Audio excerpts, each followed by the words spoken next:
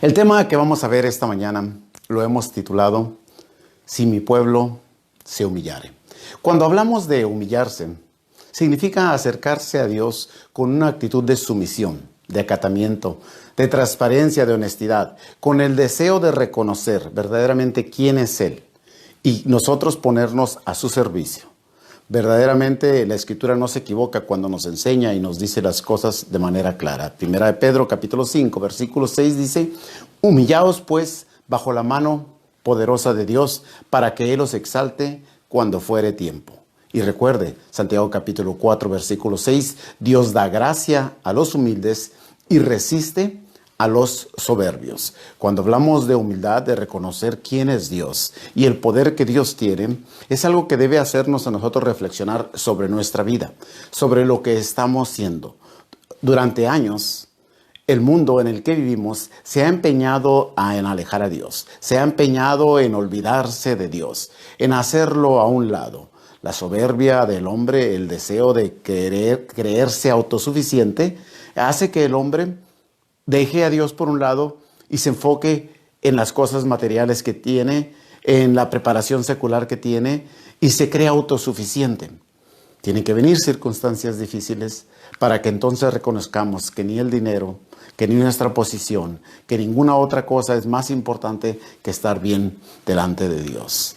Como sociedad, en este mundo nos hemos empeñado tan agresivamente de alejar a Dios, por ejemplo, de las escuelas, alejar a Dios de los centros de trabajo, de las instituciones gubernamentales, de nuestra vida social. Y, ¿por qué no decirlo? Muchos como iglesia, aunque aparentan buscar y acercarse a Dios, se han alejado mucho de sus mandamientos. Todo este tipo de actitud, todo este tipo de comportamiento no habla más que de la soberbia del ser humano. No habla más que de la autosuficiencia que el hombre siente tener para desenvolverse en este mundo, sin darse cuenta que es una criatura hecha por Dios para honra y gloria de Él. El texto de 2 de Crónicas, capítulo 7, versículo 14. Lo he visto en las redes sociales a diestra y siniestra. Si se humillare mi pueblo sobre el cual mi nombre es invocado, y oraren, y buscaren mi rostro, y se convirtieren de sus malos caminos, entonces yo oiré desde los cielos, y perdonaré sus pecados, y sanaré su tierra. He visto que la gente ha usado la Biblia para buscar un texto aquí, un texto allá, y poderlo poner como una recomendación de parte de Dios. Y qué bueno que la gente se ha dado a la tarea de buscar textos como este que prácticamente vienen como anillo al dedo. Pero la verdad, tenemos que entender lo que la Escritura enseña para que nosotros no cometamos el error. Ahorita sí, nuestras rodillas están dobladas, ahorita nuestra plegaria es por nuestro trabajo, por nuestra salud, por nuestra familia y por el bienestar de todos los que amamos. Pero tenemos que darnos cuenta que nuestra actitud, que nuestro comportamiento nos está llevando a tener este distanciamiento tan grande con Dios. Gálatas capítulo 6, versículo 7 dice: no os engañéis, Dios no puede ser burlado. Todo lo que el hombre siembra, eso es lo que va a cosechar. Nosotros como seres humanos reconocemos y entendemos de que todas las cosas que hagamos, tarde o temprano, algunos le llaman karma, algunos le llaman suerte, pero la Escritura dice: lo que siembras, eso es lo que cosechas. Y estamos cosechando nosotros sencillamente lo que hemos sembrado. Esa es la realidad. No podemos cerrar los ojos. Nos hemos alejado de Dios, hemos olvidado a Dios, hemos aún detestado a Dios como humanidad. Y el resultado es que estamos en una sociedad que se está autodestruyendo y que Dios se está dando cuenta. Y nosotros pensamos que Dios no se iba a ofender. ¿Acaso pensamos que Él nos iba a ofender de las acciones que nosotros hemos llevado como seres humanos? ¿Que Él se quedaría cruzado de brazos? ¿Que Dios no haría nada al ver tanta maldad? Mira, vamos a ver tres pequeños ejemplos en la Escritura, y los vamos a ver de manera rápida porque posiblemente después los veamos de manera individual en un estudio completo, pero de manera rápida solo para refrescar nuestra mente, solo para refrescar nosotros nuestro entendimiento y recordar lo que la Escritura dice, porque para eso es la Escritura, para recordarnos, para enseñarnos cómo debe ser la relación entre el hombre y Dios, cómo Dios siempre ha buscado tener una relación como el hombre y cómo el hombre siempre ha buscado alejarse de Dios. Por eso no es mucha diferencia lo que hoy estamos viviendo. El primer ejemplo lo encontramos nosotros en la Escritura en los tiempos de Sodoma y Gomorra. Ezequiel, en el capítulo 16, el versículo 49 al 50, describe la maldad de los tiempos de estas dos ciudades. He aquí que esta fue la maldad que Sodoma, tu hermana, hizo. La soberbia, saciedad de pan, abundancia de ociosidad, tuvieron ellas y sus hijas, y no fortaleció del afligido, del menesteroso. Se llenaron, dice, de soberbia e hicieron abominación delante de Dios. En los tiempos de Sodoma la maldad era mucha, que llegó hasta la presencia de Dios. Y Dios se disgustó de estas dos ciudades. Y como conocemos la historia, las aniquiló completamente. También podemos ver el segundo ejemplo. El ejemplo en los tiempos de Noé. Dice Génesis 6:5, dice, y vio Jehová que la maldad de los hombres era mucha. Y en la tierra dice, y que todo designio del pensamiento del corazón del hombre era de continuo al mal. Todo lo que el hombre hacía lo llevaba a hacer mal. Y Dios se sació, se cansó de esa maldad, y destruyó al ser hombre, a toda esa generación por medio del agua.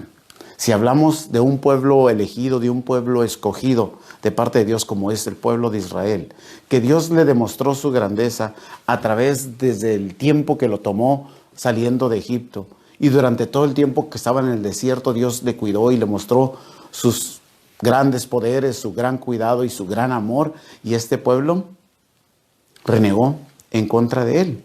En Números capítulo 14, versículos 22 al 23, nosotros podemos leer que dice, todos los que vieron mi gloria y mi señal que he hecho en Egipto y en el desierto, y me han tentado, dice, ya 10 veces, y no han oído mi voz, no verán la tierra de la cual juré a sus padres. No, ninguno de los que me han irritado la verá. La sentencia que Dios daba al pueblo de Israel para que toda esa generación también muriera en el desierto. Pero no todas las noticias son malas. En los 3 hechos que hemos mencionado anteriormente, podemos nosotros de manera clara que Dios está atento a sus hijos. Dios está atento a su pueblo, a ese pueblo que se humilla, a ese pueblo que se acerca, a esa persona, a esa familia que busca obedecerle a Él. En los tiempos de Lot, aunque Sodoma y Gomorra era una ciudad llena de perdición, con tantas aberraciones que ni vale la pena mencionar, aún así había un hombre recto. Él y su familia, Lot y su familia, aún viviendo en una generación llena de pecados, se mantenían siendo agradables para Dios. Y Dios no pasó por alto eso. Dios inmediatamente mandó sacar a Lot y a su familia para que no fueran alcanzados por la destrucción. Si te hablo de Noé, que sé que de sobra conoces la historia de Noé, pregonero de justicia, aquel que estuvo hablando por años. Y la gente no le creía. ¿Y cómo había de creerle? Porque la gente, así es. Moisés le decía, vendrá un diluvio. Y ellos decían, pues si nunca ha llovido. Recuerde que para esos tiempos no hay registro bíblico de que había llovido, que la tierra se regaba de parte de un vapor que venía de la tierra. Y en cambio Noé les decía, va a venir un diluvio y se va a inundar toda la tierra. Y estuvo pregonando y estuvo hablando y estuvo predicando por años. Y nadie escuchó, trabajando y construyendo el arca. Cuando llegó el tiempo, Noé y su familia se metió en el arca. Y me gusta esta parte de la historia de Noé, porque creo que se requiere mucha fe y mucha confianza en Dios para seguir firme. Después de haber construido el arca, después de haber entrado los animales y su familia en el arca, pasaron 7 días desde el momento que el arca estaba cerrada para el momento que llegara el diluvio. 7 días, estoy seguro, de que el pueblo alrededor del arca se burlaba de Noé y le decía, ¿dónde está el agua? ¿Dónde está aquello que profetizaste y que predicaste por tantos años? Y se burlaron y se mofaron de él. Sin embargo, él se mantuvo dentro del arca porque sabía que ahí estaba a salvo. Cuando llegó el diluvio, entonces aquellos que se burlaban, entonces aquellos que menospreciaban lo que Noé predicó por tantos años, querían que el arca se abriera, pero fue demasiado tarde. Y si te recuerdo la historia de Caleb y de Josué, cuando fueron a reconocer la tierra prometida, me gusta recordarles a la congregación, a los hermanos, decirles, recuerda, los 12 vieron exactamente lo mismo. Los 12 llegaron a aquella tierra, los 12 vieron a los gigantes, los 12 vieron que era una tierra muy hermosa, muy grande, pero 10 de ellos, sin haber peleado, 10 de ellos sin haber luchado, sin haberse esforzado, ya venían derrotados. Ya se habían dado por vencidos. ¿Qué es lo que dicen ellos? No podremos con ellos. Hay gigantes. No vamos a poder. No vamos a poder vencerlos. Sin embargo, Josué y Caleb dicen, aunque vieron lo mismo, todo lo contrario. Dicen, vamos a vencer, vamos a luchar. Por esta confianza, por esta seguridad, por esta certeza de que Dios habría de ayudarles, Josué y Caleb fueron los únicos que entraron a la tierra prometida junto con la nueva generación. Pero aquellos hombres que dice el Señor ya 10 veces o más habían renegado en contra de Él, no pudieron entrar. Entonces vemos que hay una esperanza para aquel que se humilla delante de Dios, aquel que se acerca con Dios con una actitud confiada y somete su vida entregada a Él. Dios castiga o deja que sufra aquel que no quiere obedecer su Dios, aquel que le ofende deliberadamente. Dice 2 de Pedro, capítulo 2, versículos 5 al 9, dice que Dios no perdonó al mundo antiguo, sino que guardó a Noé, dice, y a su familia. Condenó a la destrucción las ciudades de Sodoma y Gomorra, pero salvó a Lot. Y el Señor, dice la última parte del versículo 9, dice, sabe el Señor librar de tentación, dice, a los piadosos y reservar a los injustos para ser castigados en el día del juicio. El Señor sabe que si tú eres justo, que si tú te mantienes humilde delante de Él, Él ha de cuidar de ti. Pero estamos conscientes de que vivimos en un mundo lleno de maldad, en un mundo lleno de pecado, como en el cual vivía Noé, como en el cual vivía Lot, y como la desobediencia que también tuvo el pueblo de Israel, aun cuando vio los milagros de Dios. Y lo comparamos ahora a nuestro tiempo. Vamos comparándolo en la sociedad en la que vivimos. ¿Qué diferencia vemos en el comportamiento del ser humano? En los tiempos de Lot, de Noé, de Josué, de Caleb, si lo comparamos con nuestra generación, vemos la misma maldad. La maldad ha crecido a pasos agigantados. Mire, durante los últimos años, aunque no es nuevo, hemos hablado de la llamada ideología de género, corrompiendo las bases principales de la familia, de lo que Dios había establecido desde la creación. La teoría dice que el hombre no nace hombre o mujer, sino que es un ser asexual.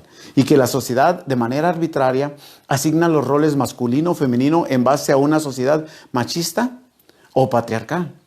Ellos están en contra de lo que la Escritura enseña. Ellos están en contra de lo que Dios ha establecido, diciendo hombre y mujer los creó. Y sencillamente, ellos quieren que nosotros eduquemos a nuestros hijos de una manera tan aberrante, de una manera tan mala, que es detestable a los ojos de Dios. Por ejemplo, nosotros vivimos en California. Hace muchísimos años, está aprobada una ley para celebrar el día de Harvey Milk.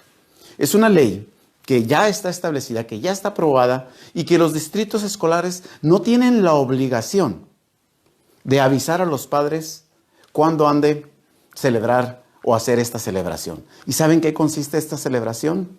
En que a su hijo pequeño, si es varoncito, le pongan una toalla para que se vea que trae una falda, para que su niña pequeñita le pongan unos bigotitos, un sombrero para que se vea como un varón, para que hagan ellos trabajos y celebren la vida de las personas que están haciendo cosas que a Dios no le agradan. Porque esa es la verdad.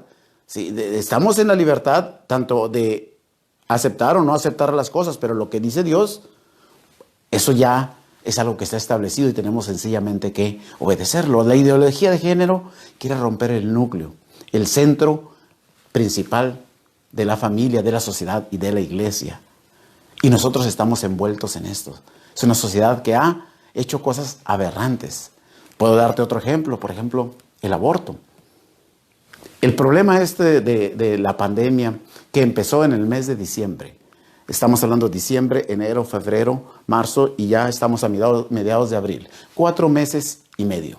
Hasta el día de ayer, cuando yo sacaba las estadísticas, el número de muertos por esta pandemia eran 107,000. ¿Sabe cuál es el número de abortos? Desde el día que empezó, nomás del día que empezó la pandemia al día de hoy, 125 millones. Compare el número. No digo que no es grave lo que está pasando. No digo que no es difícil, pero nadie presta atención a los otros números, a los números de los abortos, a los números del hambre en la sociedad, a los números de tantas cosas que están haciendo mucha estrago en la sociedad, están destruyendo la espiritualidad de la familia, están alejándolos de Dios, mas sin embargo, no nos preocupamos. Hoy nos preocupamos porque estamos propensos a ser atacados en nuestro hogar, en nuestra familia, y cuando toca nuestra puerta, entonces sí nos preocupa. Pero estos números también tocan a nuestra puerta y tocan a nuestro corazón y nos enseñan que es malo delante de Dios. Hace 40 años, el 22 de enero de 1973, se aprobó el aborto en Estados Unidos. Y los millones y millones y millones de abortos han pasado olvidados en el mundo. En esta sociedad vivimos, en esta sociedad que hace estas aberraciones en contra de Dios. Y quiero darte una tercera. El ateísmo moderno. Y le llamo ateísmo moderno, ¿por qué? Porque el ateísmo, por concepto, nosotros lo entendíamos como aquella persona que no cree en Dios. Punto y se acabó. Ese era nuestro pensamiento, eso era lo que nosotros creíamos, lo que nosotros pensábamos. Simplemente una persona que no cree en Dios. Él no cree en Dios, yo creo en Dios, cada quien con su asunto. Pero no, el ateísmo moderno busca atacar ahora al teísmo, busca destruir a Dios. Llama ignorante, llama a una persona tonta, una persona enferma, aquella persona que no cree como ellos.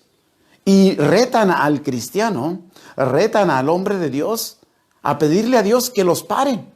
Cuando leía el libro God's Delusion de este hombre Richard Dawkins, una serie de ofensas, una serie de aberraciones y una serie de cosas en contra de Dios, culpando a la iglesia. Y quiero hacer una pequeña pausa, muy breve aquí. Es cierto, muchas personas queriendo adorar a Dios, lo han adorado de la manera que ellos creen. No se han humillado a Dios, sino quieren servirle en la forma que ellos creen que es mejor, porque buscan un beneficio personal, porque buscan llenar sus bolsillos, porque buscan hacer las cosas a su manera. No, el hombre debe humillarse a Dios, acercarse a Dios y dejar que Dios lo dirija, que Dios sea el que haga las cosas. Nuestras acciones, nuestro comportamiento ha venido a aborrecer a Dios. Isaías capítulo 5, versículo 20 y 21 dice: hay de los que a los malos dicen bueno, a lo bueno malo, que hacen de la luz tinieblas y de las tinieblas luz, que ponen lo amargo por lo dulce y lo dulce por lo amargo. Hay de los sabios, dice, en sus propios ojos, de los que son prudentes delante de sí mismo, porque sí, hay mucha persona que se cree sabia, inteligente, prudente y piensa que lo que hace es correcto, piensa que está bien, pero está acumulando solamente ira para el día de la ira, está acumulando cosas malas que están llegando a la presencia de Dios y no le están gustando a Dios. Y quiero decirte a ti, mi hermano, quiero decirte a ti, cristiano, a ti que buscas alabar a Dios, que tenemos que pensar por unos momentos. Mira, piensa un poquito la fuerza con que ellos atacan a Dios. Piensan un poquito todo lo que ellos hacen, gastando de su tiempo, de su dinero y de su esfuerzo para estar en contra de Dios. Si nosotros, los cristianos, predicáramos a Cristo con esa fuerza con que los ateos tratan de negarlo, con esa fuerza con que las personas quieren aprobar leyes en contra de Dios, la cosa sería muy diferente. Con la agresividad que el mundo lucha contra Dios, nosotros lucháramos para presentar a Dios. Si con la fuerza que el mundo usa para borrar a Dios, nosotros lo usáramos para presentar a Dios. Si con los recursos que el mundo usa para deshacerse de Dios, nosotros lo usáramos para presentar a Dios, la cosa sería diferente. Piensa por unos segundos, tus recursos, tus fuerzas, tus energías, tu tiempo, ¿en qué lo dedicas? ¿Verdaderamente lo dedicas para presentarlo de una manera agresiva, de una manera fuerte, de una manera entregada a Dios? ¿O definitivamente te olvidas de eso? ¿O definitivamente vives una vida tan pasiva, tan calmada, que piensas que todo está bien simplemente con reunirte en la iglesia? Mira, hoy no nos reunimos como iglesia en el templo, pero tienes que estar reunido en tu casa. Y yo espero que tú hayas tomado el día de hoy con toda la seriedad que se toma cada primer día de la semana y que cumplas con los mandatos que Dios nos ha ordenado. Eso es humillarse delante de Dios. Recuerda que tú y yo estamos puestos ¿para qué? Para defensa del evangelio. Dice 1 Pedro capítulo 3, versículo 15. Estad siempre, dice, preparados para presentar defensa con mansedumbre y reverencia a todo aquel que demande razón de la esperanza que hay en nosotros. Estar siempre listo. ¿Estás listo tú para presentar a Cristo? Judas en el capítulo 1, bueno, es un solo capítulo, pero en el versículo 3 dice que contendamos ardientemente. No que nos peleemos con las personas que no creen como nosotros, pero que haya esa pasión, que haya ese deseo, que haya ese gusto, ese anhelo de predicar el evangelio, de enseñarlo, de que otras personas conozcan a Cristo y vengan a sus pies y se entreguen de manera completa.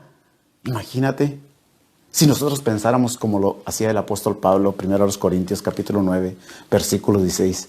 Porque si predico el evangelio no tengo de qué gloriarme, porque me es impuesta necesidad. Y ay de mí si no predico el evangelio, si no presento el mensaje de Dios.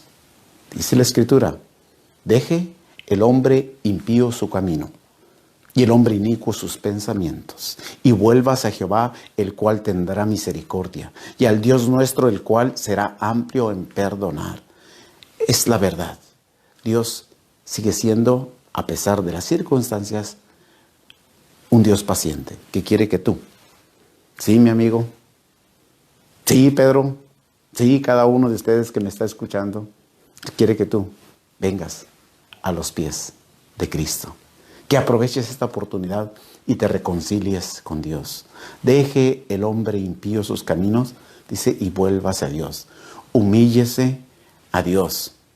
Recuerda, el hombre piensa que sus caminos lo van a llevar al triunfo, a la victoria. Mismo Isaías, en el capítulo 55, los siguientes versículos dice, porque mis pensamientos no son vuestros pensamientos, ni vuestros caminos mis caminos, dice Jehová. Como son altos los cielos de la tierra, así son mis caminos más altos que vuestros caminos, y mis pensamientos más que vuestros, dice, pensamientos. Dios ve no nomás lo que está delante de nosotros en nuestros ojos, sino lo que va a pasar más adelante, las consecuencias que hemos de sufrir, las consecuencias que estamos viviendo. Dios las percibió desde hace mucho tiempo, pero el hombre necio y necio y necio se aleja de Dios. Si mi pueblo se humillare, si mi pueblo por el cual es invocado mi nombre, se humillare, yo, dice, sanaré su tierra.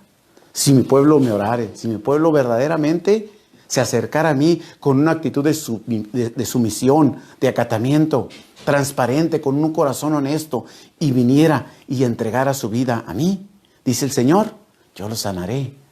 Sé que no estamos en los edificios, pero no quiero dejar de pasar esta oportunidad de decirte a ti, mi amigo, mi amiga, que debes de venir a los pies del Señor, y que si es necesario que vayamos al lugar de reunión para que recibas el bautismo, lo hacemos, porque es más importante tu salvación. Deseamos, amigo, que nos estás visitando, que nos escuchas en estos momentos, que pienses por un momento, ¿hacia dónde o qué rumbo lleva tu vida? ¿Cuál es el fin de tu camino? ¿El enfoque de lo que haces es solamente obtener el bien material?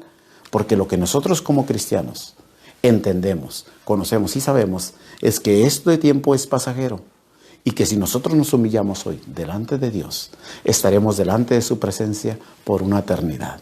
Y Dios quiere invitarte a ti, mi amigo, mi amiga, a que vengas a sus pies. A ti, mi hermano, especialmente a mis hermanos en la congregación Montebello, no bajemos la guardia. Una pequeña pausa, pero vamos a seguir siguiendo al Señor con más fuerza cada día. Que el Señor les bendiga. Y no olvide volver a sintonizarnos esta tarde a las 4 de la tarde. Dios les bendiga, hermanos.